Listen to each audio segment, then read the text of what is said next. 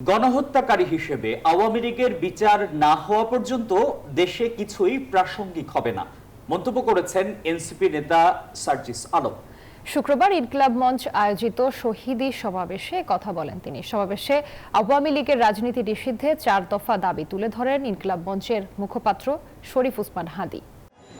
আমি শহীদের সন্তান হিসেবে জুলাই পিলখানা ও শাপলা গণহত্যার বিচার এবং গণহত্যাকারী আওয়ামী লীগ নিষিদ্ধের দাবিতে রাজধানীর শাহবাগে ইনকিলাব মঞ্চের এই শহীদী সমাবেশ, যাতে অংশ নেন জুলাই আন্দোলনে নিহত পরিবারের সদস্য এবং আহতরা।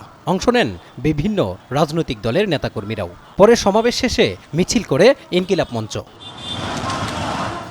এ সময় শহীদ পরিবারের সদস্যরা হতাশা প্রকাশ করে বলেন, অভ্যুত্থানের 9 মাস পেরিয়ে গেলেও অন্তর্বর্তী সরকার এখনও বিচার নিয়ে দৃশ্যমান কোনো ব্যবস্থা নিতে পারেনি।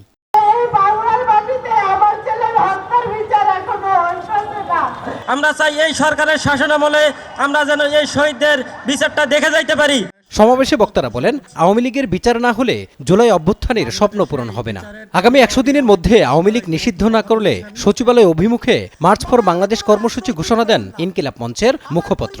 আওয়ামী লীগের বিচার এবং তাদের নিষিদ্ধের বিষয়ে যদি কোনো কার্যকর ভূমিকা সরকার গ্রহণ না করে, আগামী 36শে জুলাই মানে 5ই আগস্ট শাহবাগে দুপুর 2টায় এইখান থেকে সচিবালয় ঘেরাওর জন্য মার্চ ফর বাংলাদেশ কর্মসূচি হবে।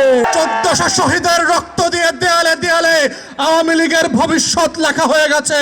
ওই ভবিষ্যৎ কোনো কালো কালি দিয়ে মুছে দিয়ে আবার নতুন করে লেখবার প্রয়োজন হবে না।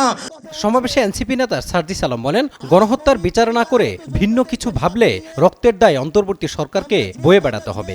আগে সংস্কার নাকি আগে নির্বাচন, মাথায় স্পষ্ট করে ঢুকিয়ে রাখুন। সংস্কার নাকি নির্বাচন, এই খেলা বাদ দিয়ে প্রতিযোগিতায় নামুন যে সবার আগে হতে হবে হত্যাকাণ্ডের বিচার। গণহত্যাকারী শেখ হাসিনাকে ফেরত না দেওয়া পর্যন্ত ভারতের সঙ্গে বাংলাদেশের জনগণের সম্পর্ক স্বাভাবিক হবে না বলে মন্তব্য করেন এনসিপি নেতা সার্জিস আলম। পিছনে সরাসরি কারণগুলো দেখি। মাজহারুল ইসলাম, নিউজ 24, ঢাকা। এই আওয়ামী লীগ নিষিদ্ধ